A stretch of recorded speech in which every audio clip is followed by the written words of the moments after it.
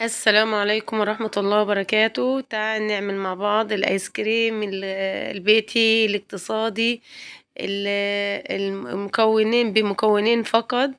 الآيس كريم ده تحفة جدا وهيعجبكم جدا، وكمان اقتصادي جدا وموفر وهيوفر عليك الميزانية، لأنه من أكتر الحلويات المطلوبة في فصل الصيف.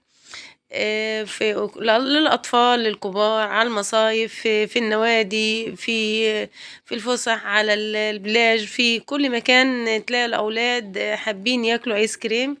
هنعمله من مكونين فقط سهلين وسراع وبساط جدا، من أجمل الحلويات الصيفية.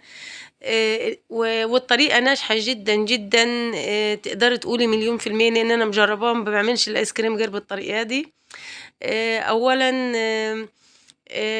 طبعًا فصل الصيف وموسم الامتحانات على الدخول. يعني لو عملناها كده في حتى للأولاد وهُم بيذاكروا، هتبقى تحلية سهلة وسريعة وبسيطة. حلوة حلوة واقتصادية وسريعة وجميلة جدًا للأولاد. أولًا الطريقة ناجحة جدًا يا جماعة، وإن شاء الله تجربوها وهتبهركم. لمّا تجربوها هتعجبكم خالص. المكونين اللي عندنا النهارده مكونين بساط جدًا. فقط كوباية مَيّة مغلية، وهانزّل فيها باكو من الجيلي بأي لون أنت عايزاه، سواء جيلي فراولة، جيلي مانجا، جيلي مشمش، جيلي بطيخ، اللون اللي أنت عايزاه. خلاص يا ولاد. هادوّب طبعًا الجيلي، وأنا طبعًا هاضيف كمية السكر اللي أنا عايزاها، ممكن أضيف ملعقة أو ملعقتين، 3 لحد 4 زي ما بتحبوا الجيلي. حطوا من 3 معالق يعني لو تحبيه مسكّر. أقل من كده ممكن أحط كمية أقل من كده بالسكر للأولاد اللي هُم ما بيحبوش. نزلت طبعًا بكوباية في حلة تانية، ونزلت بكوباية من الكريم شانتيه البودرة، عليها كوباية من المية المتلجة، وطبعًا ملعقتين، لأن الكريم الشانتيه الخام هنا من غير سكر، هاحط له ملعقتين 3 سكر، وهانزل عليه بكوباية من المية الساقعة المشبرة.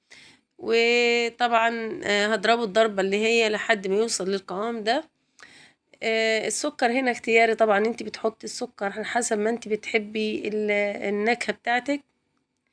خلاص. طبعًا أنا الجيلي كنت حاطاه في التلاجة لمدة 3 ساعات يعني عشان يجمد. بعد ما نزّلت طبعًا كوباية من المَيّة المغلية، عليها كوباية من المَيّة الباردة، و3 3 ل4 ملاعق سكر، دوبتهم كويس وحطيتهم في الفريزر لحد ما 3 ساعات، لمدة 3 ساعات لحد ما القوام بقي كده.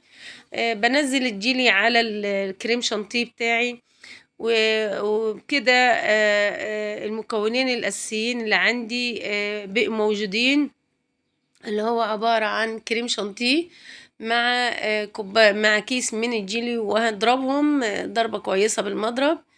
الجيلي بالطريقة دي يا جماعة ناجح يعني تقدري تقولي 1,000,000%. هينجح معاكِ جدًا، هتعملي آيس كريم للأولاد في البيت بطريقة اقتصادية وسهلة وسريعة. بس في تَكّة أحب أقولها لكم، إنكم أنتم وأنتِ بتجهزي الكريم شانتيه ده، أحرص إن أنا يعني ما أضيفش كوباية الكريم شانتيه البودرة وكوباية المَيّة المتلجة ما يبقوش قد بعض. يا ريت تعملي كوباية إلا ربع مَيّة تلجة مسقعة على كوباية الكريم شانتيه البودرة. ليه؟ لإن أنا عايزة الكريم شانتيه يبقى سميك شوية، عشان لمّا أضيف الجيلي وأضربه أحس بالسماكة، ويدّيني في الآخر الآيس كريم اللي هو إيه، متماسك، مش طري معايا يعني. دي الطريقة عشان يبقى طري. طبعًا بعد ما ضربت الكمية دي كلّها مع بعض، باحطها في الفريزر لمدة ساعتين.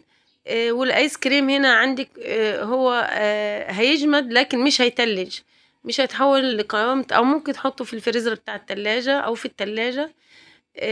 يا ريت بس لو التلاجة تسقيها كويس، هيبقى عندِك أجمل آيس كريم ممكن تاكليه. دي أسرع تحلية ممكن تاكليها في الصيف، في الآيس كريم اللذيذ التحفة جهزوا والقوام تحفة، والقوام مطاطي ولبني جدا وحلو جدا جدا. الطريقة دي ناجحة جدا وهتبهركم ان شاء الله، جربوها ومش هتندموا عليها ابدا. متماسك معايا وناجح لان انا عاملاه مكونين فقط. اتمنى انكم انتوا تجربوا الفيديو. لو اول مرة تشرفوني في القناة ما تنسوش تفعلوا زر الاشتراك واللايك عشان يصلكم كل ما هو جديد وناجح ومفيد. قناتنا مليانة بكل ما هو مفيد وناجح وشهي. أجمل حلويات صيف ممكن تاكلوها في الصيف. طبعا مكون حلويات الصيف السهلة السريعة بمكونين فقط، حلويات اقتصادية وناجحة جدا. في نهاية الفيديو طبعا انتوا شايفين الكمية اللي عملها الكوباية من الكريم شانتيه، وباكو من الجيلي عملت 6 كوبايات عندي او 6 بولات من الكريم شانتيه اللذيذ. اتمنى الفيديو يكون عجبكم ونال رضاكم، ويا ريت تجربوا الفكرة هتعجبكم وهتبهركم بإذن الله. في نهاية الفيديو لا يسعني إلا أن أستودعكم في رعاية الله الذي لا تضيع ودائعه. دمتم في حفظ الله.